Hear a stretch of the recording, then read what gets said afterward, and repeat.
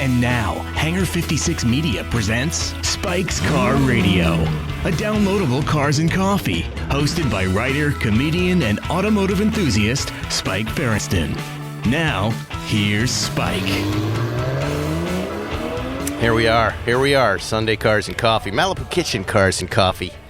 Give me a microphone test, Zuckerman. Testes, 1, 2, 3. All right, we're into the show already. We've got a great show today. Not only are we in Malibu, looking at all the people roll in for cars and coffee, we've got Matt Hranek, A Man and His Car.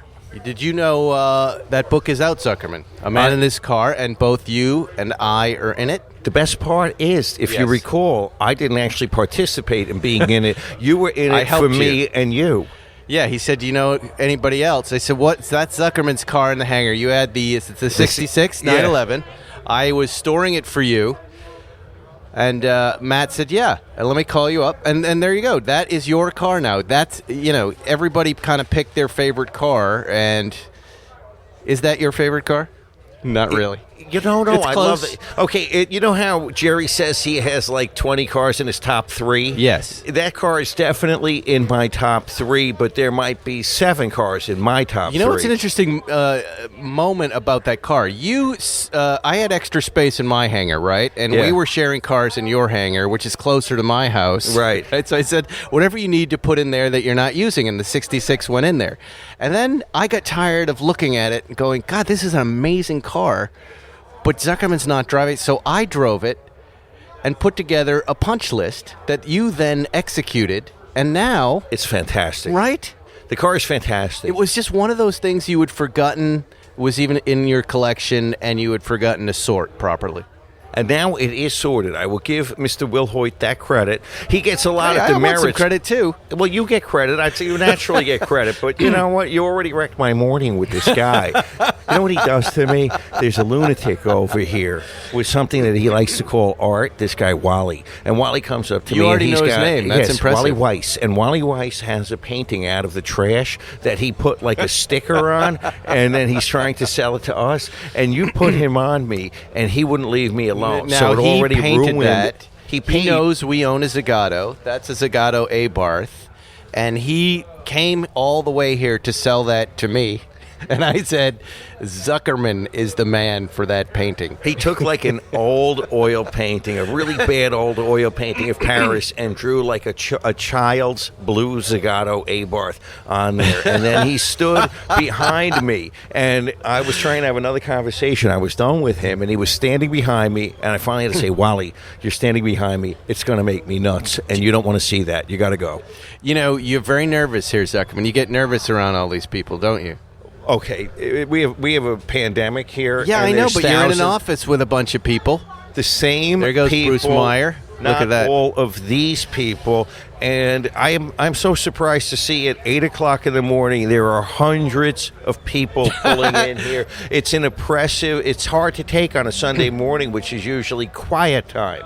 Well, yeah, we've turned it into a fun time. Let's talk about Mack Weldon, our new sponsor. The new normal uniform has a lot of us searching our closets and drawers for men's essential that aren't necessarily there. Instead of the usual business casual ups and downs, it's soft knit polos, tees, and joggers, and active shorts. I bought the joggers. I already own the joggers. I already love this company. These guys are coming to us, and I'm already a customer. Whatever men's basics you need, Mack Weldon has you covered in unmatched comfort and fit. They have the good stuff, you guys. Socks, shirts, hoodies, underwear, polos, and active shorts. They're versatile. That means when you throw on these joggers, here's how I use them, Zuckerman. I throw my sneakers on. I can hike. I can then also put the polo on and look like I'm actually dressed for a meeting. Look at you. You're in a button-down shirt right now. You're perfect for these guys. They have a guarantee that if you're not comfortable or you don't like your first pair of underwear, you can keep them. And they'll still give you your money back, Zuckerman. Like you, with underwears. I'll send you my underwears and you can keep them. Just like Mack Weldon, you can have my everyone can have my underwears and keep them. It's either Mack Weldon or Zuckerman. You can keep their underwear. For 20% off your first order, visit MackWeldon.com/Spike and enter promo code Spike. It's easy. Spike. Go to MackWeldon.com/Spike, promo code Spike for 20% off. I'm doing that after this. Mack Weldon, reinventing men's basics. And again, people have been complaining. I can't believe all the ads. Well, again, sorry. Success. A little bit of success going on.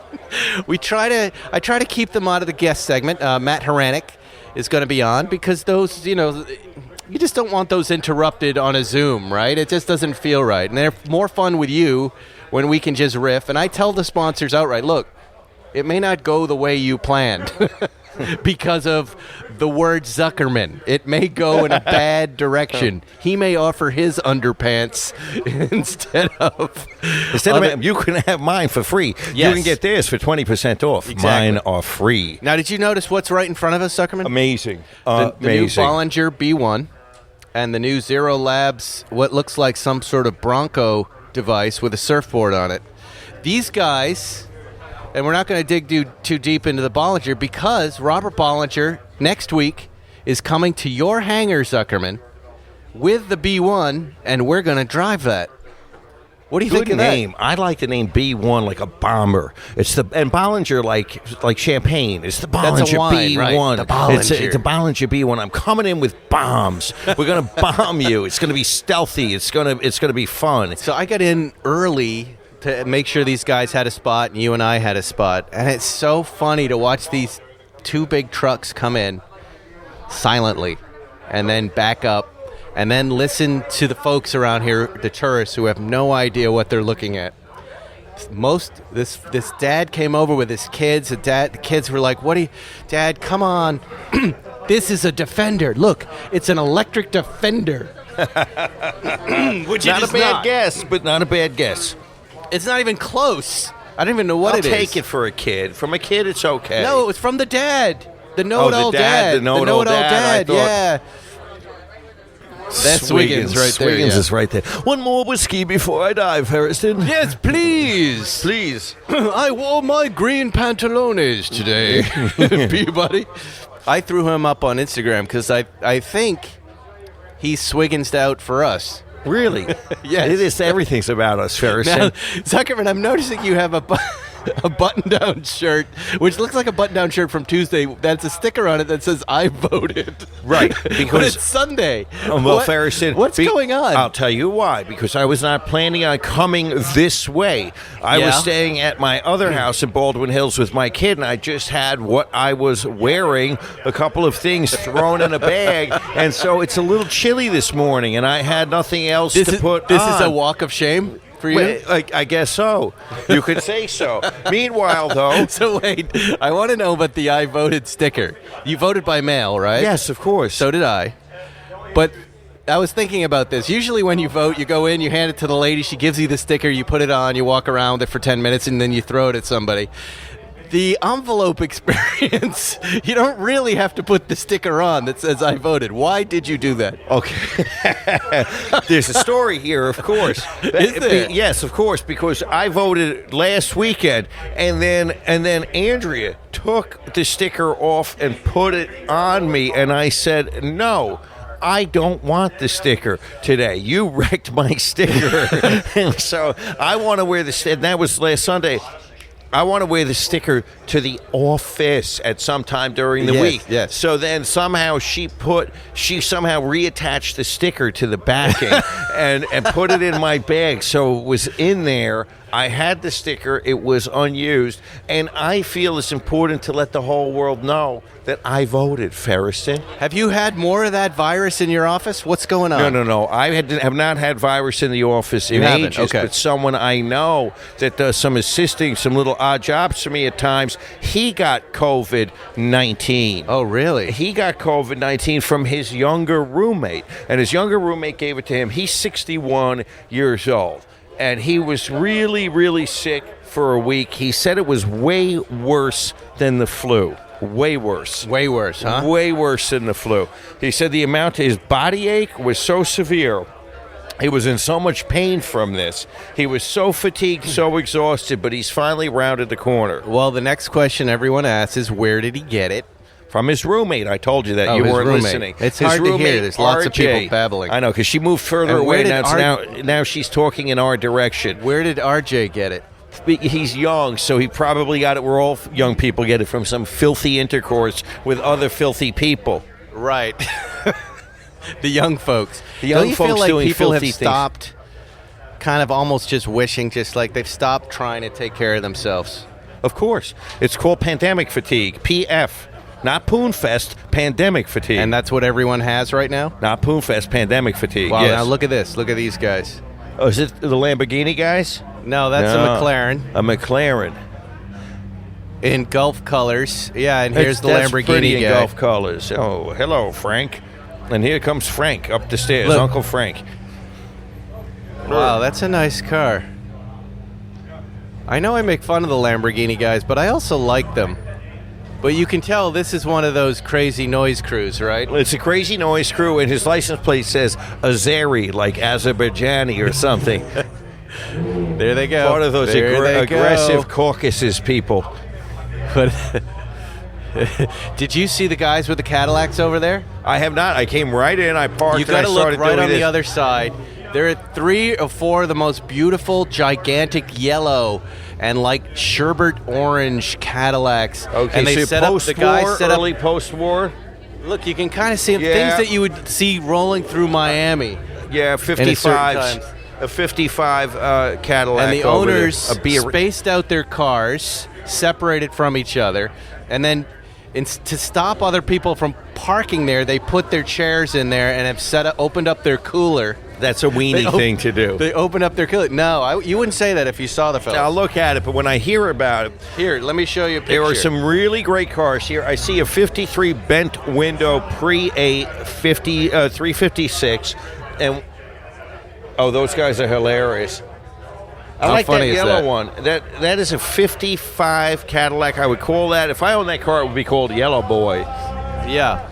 Did you Yellow- ever think about owning something like that? I have thought about it, but then when I see how big it is, I say, nah, it's just too big. It's enormous.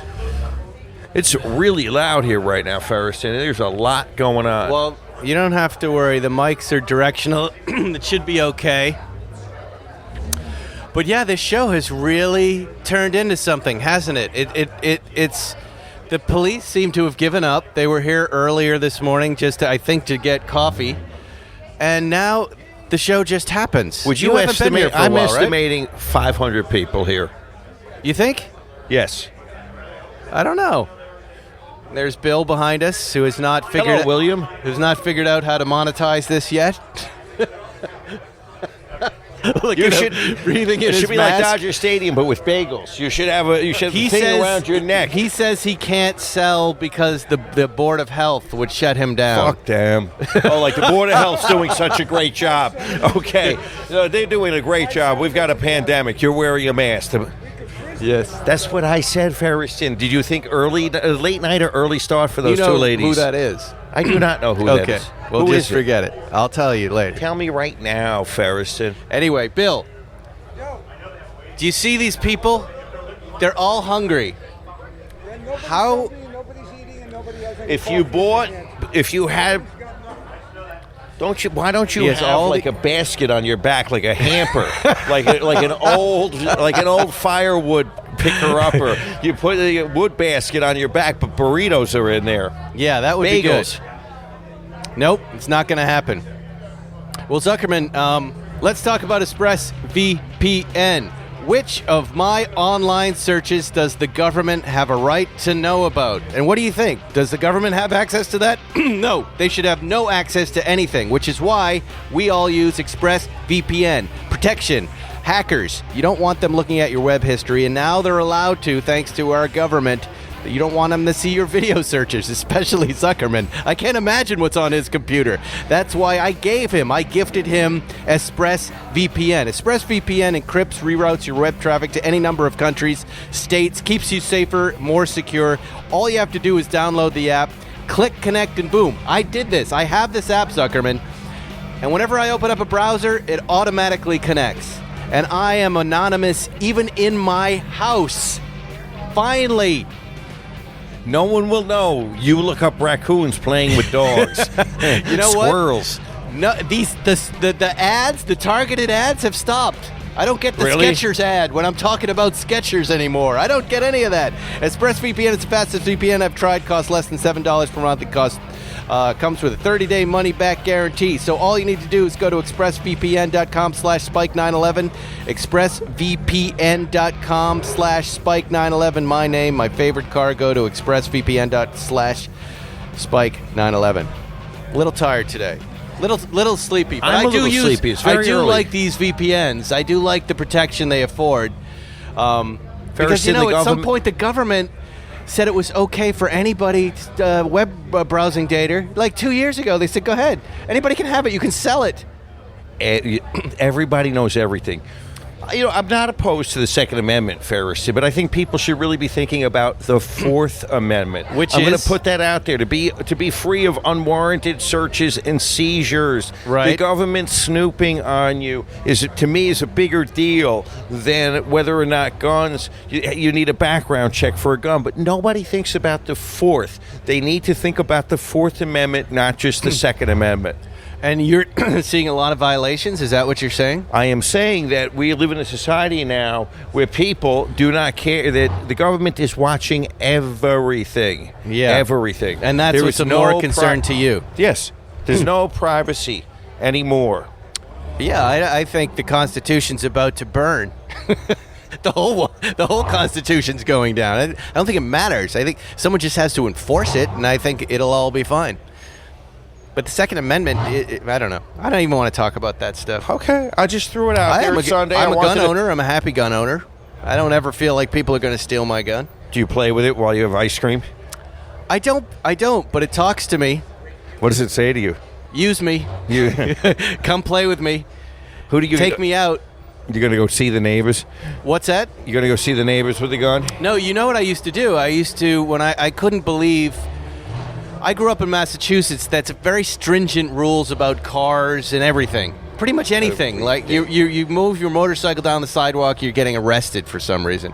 So when I came out here, I bought an off-road, a 250 Honda, and I took it off-roading, and I bought a gun, and I drove around the desert and shot things. I did that for about a month. I would just drive the motorcycle, and then I would shoot at stuff, and I would go, this is the greatest state I've ever been in. Fantasyland. Fantasyland. Young man, Fantasyland. And you'd come up on these rangers, and they go, you having a good day? And I'm like, God damn, I am. This is great. And I'll shoot you now. How many did you shoot? And I'll bury their body. No, you know that guy that got chased by the mountain lion this week? No. You didn't see that video? No. He was walking, and there was a mountain lion. He was in Utah, and he got between the mountain lion mom and the two little mountain lion Bad cubs. idea. And this mountain lion mom chased him for 6 minutes, going like this. I'll send you the video. I saw You'll that. love It was that. like flapping Yeah. like a bird. I had a moment like that when I first moved out here, where I was in the middle of Gorman, and I saw what I thought was a little kitty cat or doggy, and it turned out to be a bobcat. Now, as I'm about to pet it, Zuckerman, it turned and went like that. And I realized Not a this good isn't idea, a schnauzer. Ferguson. This is a bobcat. It's going to eat you. It's going to eat me. But it made me love And you California would've and its deserved wild it. nature. Try to stay focused, Zuckerman. I'm We're okay. broadcasting. Do you see how stimulating it is here? There are I 500 know, but you're like people. it's shot. Do you have ADHD, do you think? Okay.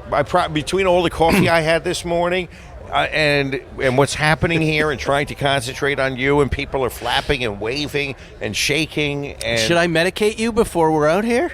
I mean, back to sleep, you mean? Yes, I would have liked to have gone back to sleep. I'm overstimulated here, Ferris. well, the only reason we're recording here is Bill told me you were coming out. So I said, well, why don't we do our half of the show? What'd you just put in your mouth? I put some Nexium for my heartburn. You give me heartburn, Ferriston, so I need Nexium. And then Bill said, Zuckerman is coming out, so let's bang out 20 minutes of show. Well, here we are. Now, the audience will have to say whether they like this. I mean, there is a lot going on here. Oh, There's they a lot love of it. background noise. There's a lot of, and I will say it's a lot of I distraction. know it sounds loud to you, but when we record this, you won't hear all the background. It'll be fine. Really? Yeah. These are directional mics. They would have to be pointed in that direction. We could tell folks about some of the cars we're seeing and we've seen so far, because a lot of people don't get to come to this show, and a lot of people aren't having cars and coffee. So we could just sportcast some of these. Well, I'll tell For you instance, you drove probably your finest car here today. Finest. The 65 slate gray? Yep. 911. The Will Hoyt restoration. Boy, this is like a podcast is becoming an ad for Will Hoyt. I know. He's Love Mr. and hate. Will Hoyt, like he Like functions. attack ads and then love ads. Well, he's the greatest restorer, except everything's done at a glacial pace.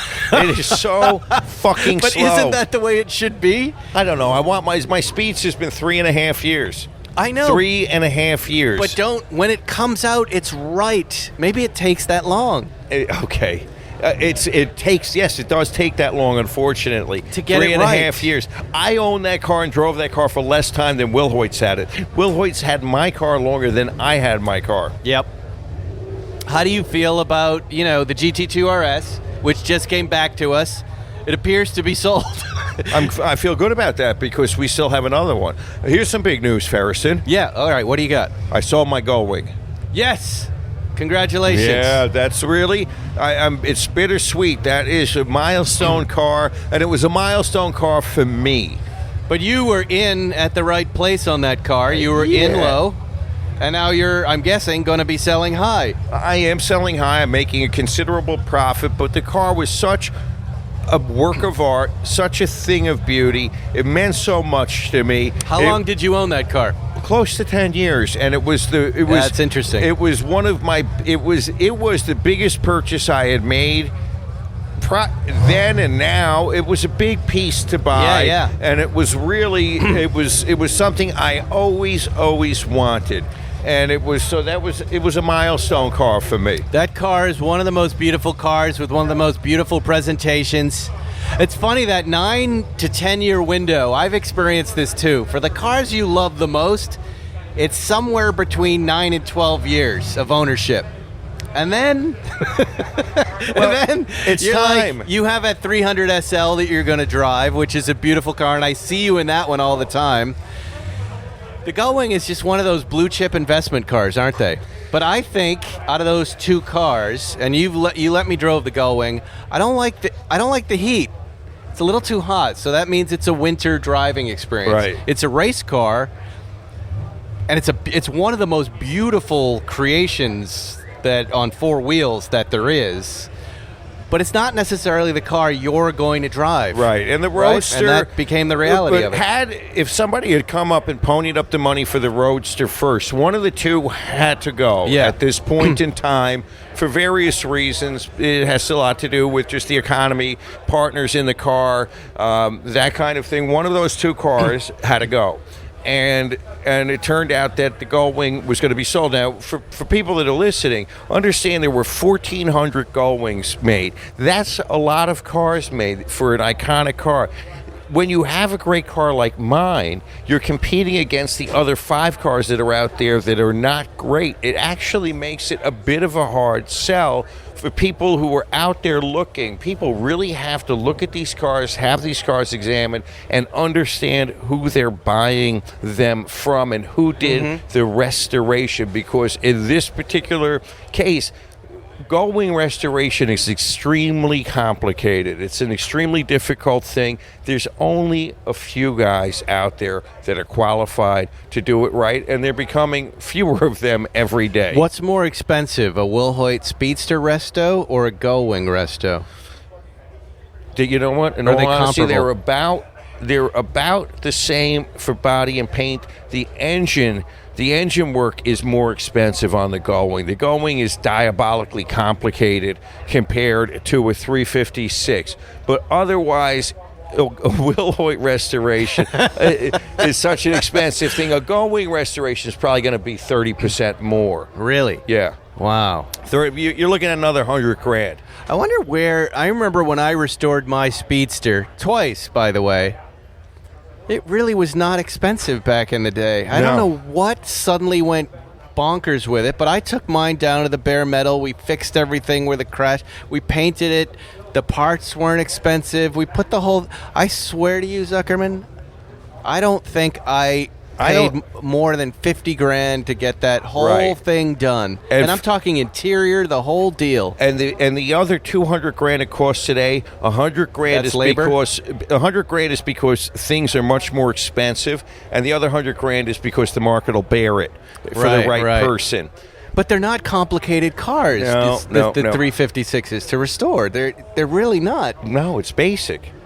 It's Some a basic. doesn't make sense. I'm telling you, it's what the market will bear. You understand what I mean by that? Yeah, a guy I like do. Will Hoyt, bless his soul, can charge a premium for being Will Hoyt. When it comes to, But there's another way of saying that. He's overcharging. he is His a thief. rates are too high. He is a thief. He's a a thief. That's your opinion. My opinion is he's a thief. Now, I'm That's saying this our with this. He's opinion. our thief. He is our thief. Try getting in and letting him steal from you. Good luck, everybody. You got to be on the list to have the privilege of letting Will Hoyt abuse The truth you. is, we've been banged up by other people before. Way and worse. You can only have the best at what they do. With the GT2 RS, Zuckerman, all right, I put together a formula because we've sold this car now for less than the stickers, right? So we're down in this car, all right? Yep. So here's my formula. Are you ready? Yes. Because originally you were saying Mo will just get his initial investment back and that's not right. What we have to do is sales price versus what was paid, and that's your depreciation, right? Yes. So the sticker on this car out the door with tax to the number that we've sold this car for, that depreciation should be carved up between the three of us. Okay, I don't right? disagree. That makes sense. And then That's fair. and then we carve up the money. I'm overly generous. How are you, sir? No, you just make it easy. This is how Plan Z Vince works. Seguera's here. Right? This is how the Plan Z is the simplest thing, but you have to have people who are chill and relaxed about stuff. Yes. Were there any Bulging issues when pockets. you sold the Gull Wing with your partner? Or No. it just had to No. go? Well, okay. Did you have to tell him the number? I told my partner the number, and the first thing he says is, that seems kind of low. I said, are you basing that It's not. on knowledge of the market or just on your own personal greed? And he said, I guess it's my own personal greed. I just want more money. And then I explained that when you own cars, there's your imaginary valuation, and then there's the real number. And the real number is always lower than the imaginary number in your mind, and you just have to get real. I know the number you got, and in this market, it's well done. It's a big great number. It's a big number. You know, when you were talking about selling that car, I almost took a shot at it with my friend Serio on the East Coast, and the numbers he was talking were nowhere near this number. Mm-hmm. He was like, you know what? I don't think Mr. Zuckerman's in reality. And look at you. I think you are in reality. Well, again, Serio is looking at it from the point of view of he's in that business. So Yes. he's a soldier. I'm a civilian. I have a different point of view. He has an idea of what he would buy a car for and get rid of it for quickly. Correct. And as I said, the Gullwing market has a slight drag on it because of all of the bad cars out there, and you have to spend the time differentiating your car from the mass of bad cars out That's there, true. or mediocre That's true of all cars. cars, by Yes. the way, and all production cars. It's amazing that cars are still selling, isn't it? It is amazing, particularly right now with the election in just a couple of weeks. Yeah. This is not You a think time they're when- tied? Yeah, of course. Because Why? generally, What does the election have to do with buying cars if right people now? are going to spend seven figures on a car, they might think, well, let's just see what happens in the next couple of weeks. It's just a subjective thing that people go through. Do they feel like spending money, or do they feel like holding money? But and this usually- is a moment in time people feel like holding money. Except cars are suddenly selling. And, Serio said, he said there's a funny dividing line at 700,000. This is a funny thing that I'd never heard before, but he's dealing with billionaires. And he said when you ask someone to pay more than 700, they start to get nervous. But under 700, they're not so nervous. That's funny. He's always trying to price things just under that line if it's a car that's in that neighborhood. That says more about his particular clientele. Yeah, it sure does. But everybody who's selling something has a clientele with a comfort zone. And what he's saying right now is what I'm saying, which is people have a certain sense of discomfort out there. But I've never heard the discomfort number be 700,000. Well, that's him and his clientele. But we were in the over 700 category, Yes. obviously. early. Mine with is going. $70. When things get over 70, I get a little nervous. And I'm going to tell you, if someone came to me and said to me, my comfort number for a car right now is about $30,000. If Yeah. somebody said I got something really cool for $30,000, I'm in. Yeah, And that's true. And I'll do it. I'll do that 5 times maybe, but I'm not going to go. But if you said to me, spend $300,000 on a car, I'd say, let me think about that for a minute. You know, there's a story of a guy. That guy almost didn't think he did. Yeah, it looked like he opened his Lamborghini. A Lamborghini buffoon. It's the guy who came with a swings the Lamborghini door guy. open. Yeah, he hit it into a nice old 911 into the mirror. Yeah, and look at him. And now he's like, kind of looking. He's kind of lost. Yeah, he he's looks saying that didn't hungover. happen.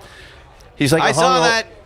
Hungover. He looks like an English lad in his shorts, too tight, small shirt, button-down shirt. Zuckerman just going off. Yeah, because I don't like It's that a kind nice of guy. Lamborghini. Look at the I don't color like of the how Lamborghini, careless though. he It's was quite when he nice. opened up his door. Anyways, we have another new sponsor, Zuckerman. You're going to like this one. Listen in. Keeps. As guys, so much of our identity is wrapped up in our hair. Like you, Zuckerman. From how it feels Too and late, getting a fresh cut to the way it's perfectly styled before going out. That's why we get into our 20s and 30s and start noticing the first signs of hair loss. It definitely feels like panic time. Zuckerman's panicked right now. It's all gone. Decades past. This year, decades late with his Because head. let's face it, no guy is ever ready to go bald. Thankfully, now there's Keeps. The simple and easy way to keep your hair. Did you know 2 out of 3 guys will experience some form of male pattern baldness? What age were you when your hair disappeared, Zuckerman? I was in my late 30s when I started to notice a bald Did you panic? spot. I don't think I liked it, but then, and I think there was a few years where I was thinking, oh my God, what am I going to do? And Right. then I shaved it all off, and it was the best decision of my life. So maybe you want to cut that out. We're gonna experiment on you now. I'm gonna get you some Keeps, because Keeps treatments only takes 4 to 6 months to see results. So we have the perfect head to try this on you. So it's important that you folks, if you're listening, act fast. The sooner you start using Keeps, the more hair you keeps. Find out why Keeps has more 5-star reviews than any of its competitors. More than 100,000 men trust Keeps for their hair loss prevention medication. Keeps treatments start at just $10 a month. Plus, for a limited time only, you get your first treatment free. So if you want to sign up for Keeps, you go to keeps.com/spike911. Keeps.com/spike911. My name, my favorite car. Host must spell out website. Okay. KEEPS, just in case you didn't know. .com. Wow, and they have before and after shots there, Zuckerman. That's kind of cool. Let me see this. I would love to have a complete Jufro. I put some stuff on my head and then sproing within 2 days. Why don't we create a product called Jufro? Keeps Jufro. Get away from me, people, without your masks. Oh, my God. It's quite a crew. Well, now it's getting a little late. The Lamborghini folks have just showed up. And you're right, none of them are wearing masks. Well, why don't we bring Matt Hranek on then? Bring him on. We can bail. I spoke to him yesterday, Zuckerman. The new book is fantastic. I don't know if you guys know A Man and His Watch. It was amazing. Now there's a man in his car. You can see the book on Amazon. You can order it right now. It's one of those car guy, watch guy, no-brainer holiday gifts. Folks like Jay Leno are in it this time. Really? Yeah, Bruce Meyer, who's here today. You know, with Leno, I was like, what car did Jay pick? But he talks about the stories that come along with the cars. Yes. And it's not necessarily your favorite car. It's the story about the car that gives us these attachments to these vehicles. What I really like talking about Matt about is that it wasn't just big name celebrity collectors. It was these guys in Brooklyn who have old taxi cabs and get-togethers. Checker marathons. The love for your vehicle is the same. Doesn't matter, even if it's a Prius. Well, let's not get carried away. Anyway, here's my interview with Matt Hranek. Matt, Spike. We bounced around to a lot of different formats, but your commitment to getting a good recording, thank you for being patient. We switched from Zoom. Now we're on Zencaster. How are you, my friend? I'm very good. Good to see you briefly. Yeah, we saw each other on Zoom, everybody, a second ago, and then we said, well, you know what? It keeps turning into robot man sound. When it goes, I just said I can't. I don't want to do that to the listeners, so thank you for being patient. You're joining us from New York? Yep, I'm in New York. I'm in Park Slope, Brooklyn. And happy that you're not seeing the state of my office right now, which is great. Are you out doing a book tour? This is very exciting, by the way. A man in his car. I think you've been talking about this for a couple of years at least, right? It's been in the mix, yeah, just probably stem to stern 2 years to get it done, traveling around the world and grabbing these and collecting these car stories. How does a book like this start? Does it? Do you go in? Do you pitch it to the publisher? Does the publisher already go, look, your first book was so successful, A Man in His Watch, whatever you want to do, A Man in His Pants, a man and his dog?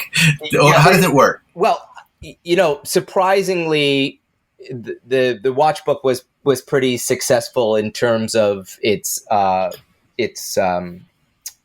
outreach and people really liking it, and that was the publisher was really happy, and they were like, "What's next?" And at one point I think they said like, "What about A Man and His Bike?" And I was like, "Man and His Bicycle." What about a man in his bicycle pants? That's what Zuckerman. Yeah, those horrible pants that show their nuts. What about that? Well, I mean, if you think like, I know my it's a very kind of earthy, crunchy publisher artisan. They do a lot of cookbooks and stuff, and I'm sure there's a lot of biking around. But for me, without hesitation, it was A Man in His Car because of the similar relationships. Also, selfishly, both of those books started with kind of my own story in relationship to both of those things. And I just knew there were good stories out there. I mean, I knew I was going to miss 10,000 of them. But I was very confident that I knew, like, this book I photographed, I kind of dug into my former photo career and did that. And I just felt very confident that this book could reveal itself easily. So with the watches, you had someone photograph the watches, but here, I remember you coming down to my hangar and shooting the Speedster. Yeah. So you did that for everyone. I did that for everyone. I traveled around with that godforsaken, luckily I didn't have to do it with you, but this 30 by 40 giant black backdrop. And I traveled around the world with it. And to be honest with you, I'm ready to burn it, to be honest. Well, that's cool, though. Because it must have helped writing about this stuff and going through the interviews, knowing that, you were shooting it and understanding that cars in a different way. Yeah, I mean, it was a beast of a project, kind of choreographing all that, because it's much different than watch, right? Where somebody can FedEx to the studio, and my buddy Steve Lewis shot that. And, I had to figure out how was I going to shoot these giant machines on location with not a lot of time. So I kind of streamlined the process. It worked out surprisingly well, even when like a 35 mile an hour wind kicks up on a concourse and you have a $4 million car on the backdrop. There were some stressful times, but in general, it ended up being a great process. How do you pick the people? I'm sure after A Man and His Watch and A Man in His Car gets announced, people were just going, hey, what about me? Can I be in your book? How did you select that group of people? And by the way, thank you for including me and Zuckerman. It was very nice of you. I didn't feel like I was even worthy to be in this book. Well, you guys were highlights. I mean, I'm a Porsche fanatic, so I mean, a lot of this book comes from a very selfish point of view, and I had to pick a lane because, like I said, I knew I was going to miss 10,000 stories. So I was kind of choosing people and people that had specific cars that kind of, really appeal to me, that I felt like I would, and these are kind of priceless Delahaye's to like Fiat Pandas. And I wanted to have the same kind of point of view like I had in the watch book, that it was about emotional connection. It was about how these, in this case, men feel about these machines more than just their monetary value. It was the intrinsic emotional value. So who did you go to? If it start with the other guys, like cab drivers in New York. Yeah. I haven't seen the book yet, but there is this amazing group of checker cab. There's a checker cab club here in Brooklyn, and one rainy afternoon, I showed up at one of their meetings, and it was just absolutely phenomenal. These cars, and being a lover of New York, the checker was such an important vehicle for me to have in the book, and these guys are just obsessed and about all the minutia of the car, just like any Villa d'Este Concours participant, and they just had great stories, and that was the key. Wow! And were they going into the back seat going, here's where the semen is from on late night 3 a.m. drive. I have a feeling that based on the age of these guys, they haven't seen that semen in a while. But I hear what you're saying. It's like the love affair of a car has nothing to do with money. It has to do with how it transports you and just being in it. And I feel that because I've felt that love for vehicles since my first stupid car. Since getting on a riding lawnmower, I love these things with wheels, and it's never about money. It's about, the drive and the experience. You have some people in there, though, who have giant collections, which I can't even imagine. It must have taken them a year to decide which car. Jay Leno, for instance, is in the book. How did he decide what car to profile? Well, Jay was very generous with me, like invites me up to the garage and is just like, yeah, have a look around, Hey, come on in. How you doing, man? You want to drive on a steam car, Hey, how about we get in the steam engine? No. So you want me to press your pants with the steam? How would that go? Let's do the steam car. He's legit, right? Like he's legit. He's so good. He walks around and you point at things and everything starts in that museum of his. It's very impressive. And then he'll give you a history lesson on it. There was a couple things I learned about him is like he doesn't get rid of anything. That's why he has all those cars. Like he's just right. I never sell anything, and I kind of like that. And if you have the resource and the space. But I said to him, like, out of all these cars, like, what's the one that kind of speaks to you? Which one do you have this, like, longest connection with? And that was the Roadmaster, the car that he bought when he got off the plane the first time in L.A. for $500 out of the penny saver. And, it was a very touching, emotional story about this journey in this car and what it means to him. And I really connected that to myself. And I do think it's a beautiful specimen of that car. I mean, he's meticulously restored that car and juiced it up a bit now. But it was like the first car that he kissed his wife in the car that he drove to the last, Tonight Show. And I think that was the stuff that really resonated with me. It's a gorgeous car. It's this black and silver deal, right? Yeah. I'm looking at it right now with looks like it's got ship's portals on the side. What a beautiful car. And this is the car he first dated his wife in. Yeah, he tells a story about how he tried to recreate the first kiss years later in the back some parking lot in LA or something, and how embarrassing it was. And he's like, you get too old for that stuff. But remember when I put you in the back seat and said, "Let's kiss, let's recreate it." And he, I'll be honest with you, I don't gravitate to that style of cars so much. I'm more of I like European cars mostly, but that story really made me look at that car differently. The car is gorgeous. I don't normally like these cars, but it is a beautiful car. Wow. Beautiful. Okay, now Bruce Meyer, who's got a smaller collection, but still a collection of the most desirable thingies with wheels and 4 wheels and 2 wheels of anybody that I know. That would be hard for me. I would guess my favorite car, the 61 250 short wheelbase, but most likely I'm wrong. What did he choose? So, first of all, Bruce is one of the most generous, nicest guys I've ever met. Was so incredibly helpful with the book. He lets me into the inner sanctum of where these cars are, and there it's a 1962 Cobra, number 1. Black. I'm a huge Shelby fan, so that was important to me. And he of course, very modestly was that car, that would be good. And I'm like, okay, for sure, that one. And then we kind of walk around. There's a lot of history in that space. But there was something about the 65 Bizzarini, this one-off, not quite Ferrari, but, built from the same kind of coachwork. And I just thought it was an absolutely magically beautiful object. And I couldn't walk away without shooting that one too. So both of those cars are in the book. So he gets 2 cars. So it's a man in his cars. Is he the only one in the book that has 2 cars? No, there's a couple people with 2 cars, and then there's this couple archive sections. So I'm feeling less than all of a sudden that I only had 1 car profiled. I think I'm joking. You only allowed me 1 car. No, I think. No, didn't I show you?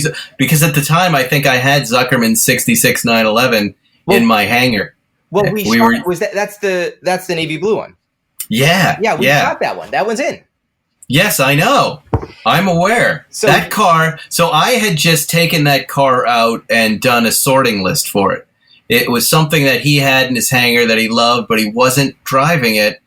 And I said, give it to me. Let me take it out for a few days. And it's one of those funny car situations where you get something that's so perfectly preserved and original that you have trouble fixing what's wrong with it. Right. And I immediately, I drove it out to Bill's a few times and I go, look, here's what you have to do. I don't care about those original rubber seals and this and that. They're making noise and this is going to... So that work was completed shortly after you shot that, and now it is his favorite car. He loves this thing. The lines on that car, listen, Incredible. I had posters of 911s on my wall since, junior high school. That was my love affair was that car. And that, those cars, when I see those, like my eyes dilate and my heart races. And that is one of the examples of that. Like, and I'm looking at the picture right now, the lines on that car and not like the lines on your Speedster. There's something about that car that could almost be incredibly ugly, but it's so elegant and beautiful in my opinion. And that was this sort of aesthetic lane I was kind of choosing because I was selfishly wanted to be around objects like that. Right. So you're letting your kind of love for certain cars kind of guide the creative in the book, right? This is the stuff that I would want to see when I open the cover. Well, the thing is, like, a perfect example is that, like, I was allowed into the Peterson archive, the Peterson Museum in LA. And what the hell do you do there? Like, my head spun. I was just like, and they were like, you could shoot whatever you want. You've got X amount of time with our guys here that will pull anything you want. Mm-hmm. And my head just spun. And then I was like caught up in this kind of LA Hollywood moment. And I was like, let's shoot all the movie cars that I've ever like been obsessed with that are here right now. Like, let's definitely shoot the Jaguar, the Steve McQueen Jaguar. But let's also shoot the Magnum PI 308. Like for me, that was, and Elvis's Pantera. And, like that to me was so evocative to what made me fall in love with cars that was the lane I picked when I was there because it's overwhelming. Wow. Those were the 2 cars I would have picked right there. You were so in tune with what I want to see on these pages. Well, away, it would have been XKSS, and it would have been, the old 308. I love that car. I've seen it. I've sat in it. So they let you down into the vault. I was in the vault, and it was pretty magical to be down there. But again, incredible responsibility on how to choose this stuff. And I actually leaned into the guy that was helping me move the cars. And at one point I was like, hey dude, I don't know where we're going with this. Like, what's your favorite car? And he's like, oh, the 1932 Ford Ray Brown Roadster. And I was like, oh my God, I don't even know that car. And then you see it and you're like, okay, now I know why that's your favorite car. This kind of started it all for, so many hot rodders. And I was like, okay, we got to shoot that car. The genius move by Peterson is calling it the vault, because it's not a vault. No. It's just the parking garage beneath the museum. But they went, let's call that the vault and give it a vaulter. We all love saying the vault. Yeah. And then you get down there and go, this is just a parking garage with other cars and some more stuff. Other crap, too. Lots of good stuff. Yeah. And it's kind of laid out willy-nilly, and that's what makes it fun to kind of wander through it. I always thought, when I saw Jay's place for the first time, I always thought that's like the vault. It's museum-esque in its size and scale and information on the walls and even little guides to the tour, but it's also workshop-y and vaultish and not so put together. It's like the Peterson North Hollywood. You know what I'm saying? Well, have you ever seen Jeff Dunham's collection? No. Okay. No, but I've seen them out together. I'm pretty sure I saw Jay and Dunham in an amphibious car. Yeah. Would I be wrong? Yeah. Okay. Somebody said, "Oh, you need to go see Jeff Dunham's collection," and I was like, "Oh, okay. Like, what does he have that's cool?" And he's like, "Well, his original car that he got when he was like in high school doing commercials with his ventriloquist dummies for a local car, and he still owns the Nissan that he got in trade." And I was like, "Okay, I like that story." And da-da-da. I had no idea what I was expecting to expect in there, from like Barris art, Barris like. Crazy George Barris, like surf cars and the hard hat. I think he drove that one with Leno too. And he just has like, it looks like the Hanna-Barbera car collection, And and there's something kind of magical about it because it's so evocative what I learned to be so much of his personality. And does he have the original Batmobile? He has one of them. Yeah. Where, the Adam West Batmobile. Wow. Yeah. And then he has this, remember those Bradley GT kit cars? I'm looking at it right now. Yeah. Brown metallic. Yeah. And he tells this great story about, when he was a kid, he was a real tinkerer. He was very handy, like was really good at building stuff and crafting things. He built helicopters and stuff, right? So he wrote to Bradley back then and said, like, I will promote this car for you if you would please give me one. Basically, and they of course ignored him. But as he got older, like, you want to kind of capture the memory of your youth. And then he just started buying these Bradley GTs, which are basically like fiberglass with a VW engine in them. They're not great pieces of engineering. But then again, like his story about it was just captivating, Yeah, no, I remember seeing these cars in the back of comic books. And going, wow, this is something I could get and put together myself and maybe afford on my lawn mowing budget. Yeah. Did he drive? Did you happen to drive that thing? Did you happen? No, I did not drive in that thing. It's not the easiest car to kind of deal with, but I do remember I remember seeing these things on the road when I was a kid. And just being like, what the hell is that? In the late 70s. And I was just, when he started talking about the car, I just was like, I was laser focused on that's the one we opened with. And then, of course, you can't ignore the kind of Barris cars. So Jeff's got a couple because of that nuttiness in that collection. But he's also got, I'm going through his cars here. He's got the 1992 Batmobile. Yeah. Which was designed by one of our show friends, Fireball. Old Fireball says he designed this. And wow, look at this blue Gremlin. He's got this beautiful 73 AMC Gremlin. That is a really cool car. It's like and he has all these blue. He's got these great 70s like Chevy vans and Dodge vans that are all like carpeted out and built out like, sailing ships and like, a lot of Sweet Love was made in the background bed and those things. And he just like focuses on these really oddball kind of iconic cultural vehicles, at least for him growing up in a very specific way. And then he just is like, I'm going to buy it. And I really appreciate that actually. Did you put one of your cars in there? I have the car that started it all for me, which was the car that I had the poster in, which is a 911 Carrera. Like that was my dream car, and I have an '87 Targa, and in chocolate brown tan interior, and that is a really fantastic story because that was my wife's ex-boyfriend's car that she made him buy. Yeah. From him directly? No, so she made him buy this car because she thought that he was not representing as this kind of club owner in San Francisco. And so he was driving around in some like piece of crap Golf or something. And she said, we're going to the auto auction and you're going to buy a decent car. Yolanda really loves cars. And this 911 rolls up and she's like, that's the car. And he's like, oh, okay, I'll buy the car. And he buys the car because the girl says to buy the car. And then fast forward, we borrow that car and elope in Palm Springs. I smashed the door on a brick wall coming out of some restaurant. But hold on, you got to stop the story there. Okay. She has left this dude. Yes.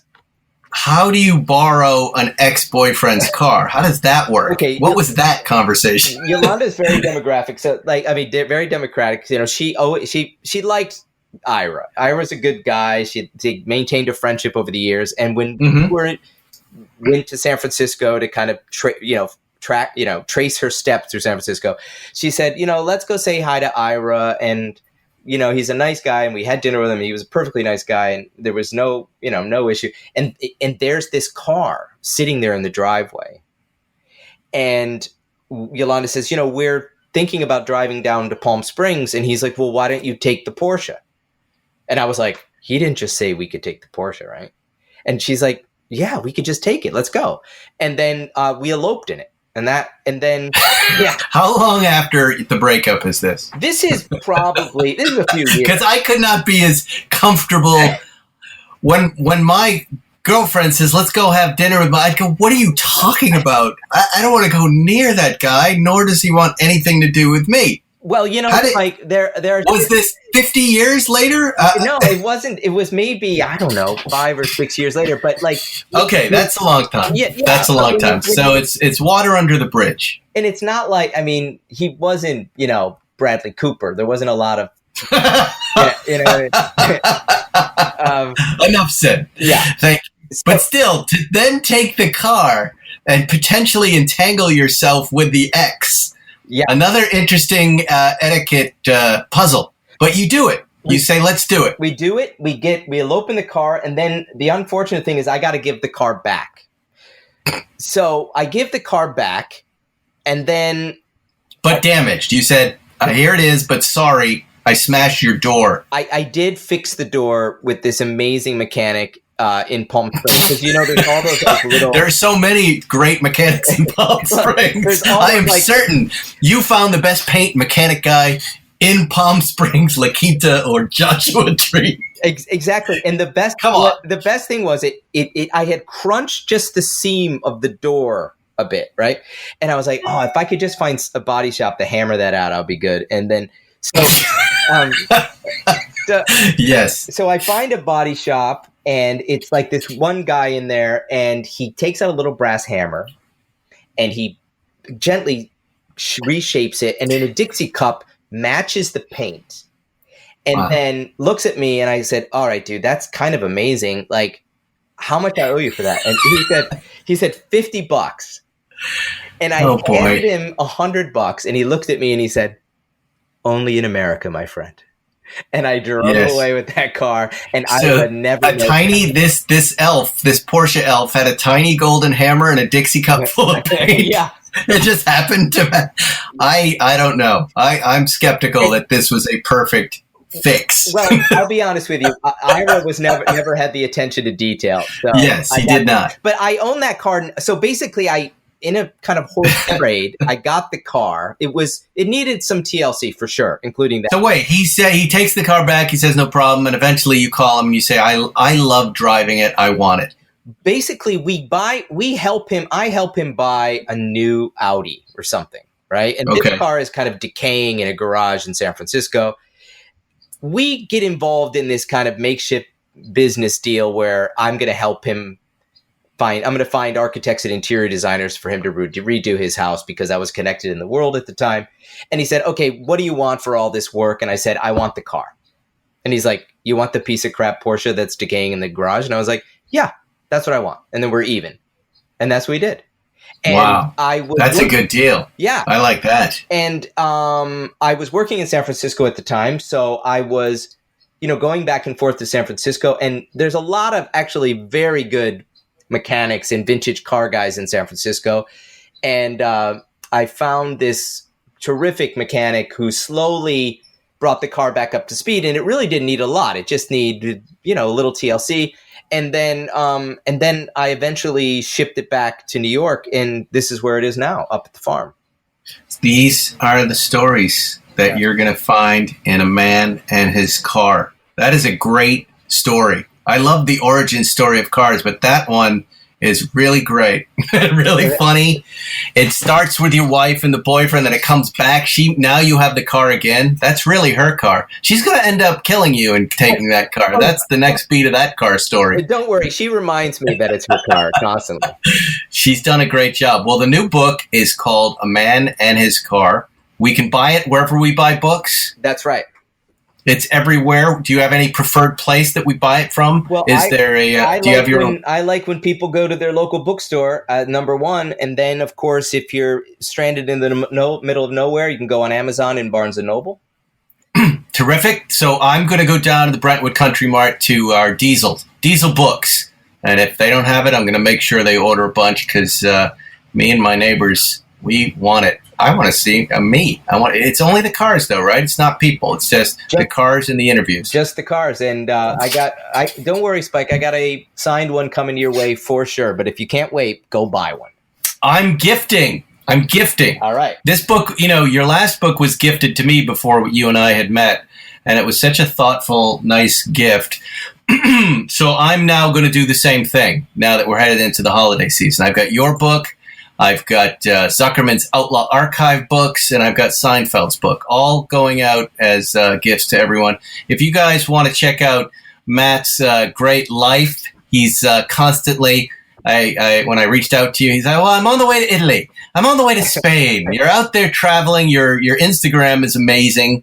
You are always out there. You seem to be cooking meats and holding them up on a platter over your shoulder. That's right. And toasting with a drink. And you and I both enjoy a cigar whenever you're in town. He's a gentleman who can teach you how to live. Matt Hranek, what's your Instagram before we go? At WM Brown Project. Right. The magazine. WM Brown Project. That's right.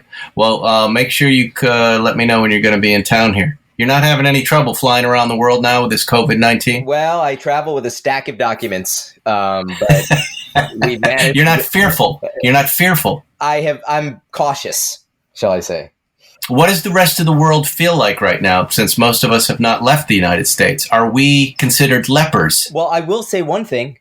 Parisians have never been happier to see an American, and I thought I would never hear that. Why? Because there's absolutely no tourism. There's nobody's there. I mean, I walked into the Louvre absolutely pretty much empty and was walking around the Vermeer, like the Dutch painters, with like no one even near me. It was like, and Rome was pretty much the same. I mean, I was lucky enough to get over there, invited to, and I had a business invitation. I had some work to do there. But, the protocols to get over were tedious. But I have to say, it was incredible to be there. And I think people were so appreciative to see travelers taking the risk to, I don't know, buy a coffee in Rome. You're listening to Matt Hranek, the new book, A Man in His Car. Thanks, Matt. Thanks for chatting with us. Thanks, Spike. Always a pleasure. Appreciate it. All right. We'll talk to you soon. Bye. Talk to you. Bye. Pretty good interview, huh? It was fantastic. You didn't hear it? We're still sitting here. You're a liar, Zuckerman. You're a liar and a thief. I am a liar. What does the rest of your Sunday look like? I'm going to go up to the Point Doom Club where the trailer is. I'm going to take the Sunday New York Times, Ferriston. I'm going to read it from cover to cover. And unlike you, I do the Sunday crossword puzzle. Yes. I can actually do it, unlike you. And I like to keep my brain. I like to keep my brain sharp, and I believe that is a way to keep your brain sharp. All right, you do that. I'm going to go home, and I'll end up eating some donuts. I will end up swimming in the pool. I will be looking at Twitter obsessively. and I will live idea. at least 10 years longer than you. I don't have a problem with that, and good luck, and you'll be sorry. You think your crossword is going to save you? Okay, Ferrison. Okay, when You're going to die doing your crossword, and your pen is going to impale you're going to be impaled in the pen in your eye. Ferguson, I don't have a problem dying before you. You'll be the one alone. You'll be the one who has that lonely last 10 years trying to talk to people that don't want to listen to you. You're going to be like Wally Weiss coming up to people here, trying to talk to people, engage with them, and they're going to be repelled by you. Did you see John McCain's mom died? At 108. 108. You know why that spooked me, Zuckerman? Because don't you take solace in your mom is still alive, right? My mom is still alive. They're getting on in years. But don't you take solace in, well, I've at least got that many years, right? She was incredibly healthy, I think, in her 90s. Yeah. And did you read the part of the story? Don't you think John McCain probably took solace in the fact that his mom was one of those long hauler, gonna live for a long time, and I will too. And now this kind of throws my personal theory off, that if you've got these relatives living, it doesn't necessarily mean you're going to live a long time. How old was your dad when he passed? Fats? Yeah. 76. But he never worked out once in his life. 60, he made it to the ripe old age of 67, Ferris. 67? Yes. 67. He tapped out at 67. Was he a drinker and a smoker? He smoked pack upon pack of cigarettes a day, and he existed on nicotine and raw anger. Harvey and Fats would have been great friends, Zuckerman. They would have been great friends. That they were doing the same thing. Did Harvey like roast beef sandwiches? Did he like to gamble? Harvey liked to drink at night alone. Did he work out? No, never. A day not. in his life, everything his back hurt him. He had not worked out since WW2. Fats and Harvey might be a show we have to do. Why don't we do a whole episode of this show as Fats and Harvey? I'm down. Yes, it's amazing that we were able to escape Fats and Harvey. Well, the show's still happening here. It's nice. It's nice and quiet now. I like it. Okay, check out the Lincoln with no Chrysler Imperials. No, Lincoln. That is a Lincoln, a beautiful Lincoln with suicide doors. Yeah. What a big car. We need a Lincoln Continental, I would Mark do that III in 2 or a Mark seconds. IV to Plan Z. Absolutely. And that's all the show we have for you guys. Next week, we're going to have Robert Bollinger and the B1, which is right in front of us, but we're going to drive it and take pictures of it in Zuckerman's hangar. So don't miss the show. It's going to be interesting. I'm excited about that. Anything else, Zuckerman? What do you got to pitch? That's it. Just if you've been you in want an to pitch your accident, books? Outlaw Archive? well, I'll tell you what. 2 things I'm going to pitch. One, if you or a loved one's been in an accident, Carpenter, Zuckerman, and Rowley, CZR. Get in touch with us. Ask for me personally. I will talk to you. Also, the Outlaw Archive, which people know about. The Outlaw Archive, we have reprinted our book on the Coffin Cheaters, Halfway to Purdue, and Grubby Glen. Go to Outlaw Archive and see those books. You can purchase them, a package of 3, and it's going to be the greatest Christmas Everybody's gift selling ever. boo's. I'm the only guy without a book. Jerry's got a book. You've got books. Matt Hranek has a book. How about you sell old phone books? I think there's a market for that. I like to sell shows. That's all I'm really into. Anyway, Sell my shows. it's been nice hanging with you all here at the Malibu Kitchen Cars and Coffee. If you're in town, it's every Sunday, 8 to 10 a.m. Go in and say hi to Bill at the Malibu Kitchen and spend some money, and he'll yell at you. We'll see you next week on Spike's Car Radio. Thanks for listening to Spike's Car Radio, brought to you by Hangar 56. Listen to new episodes every Wednesday, and be sure to subscribe on Apple Podcasts, Spotify, or wherever you get your favorite podcasts.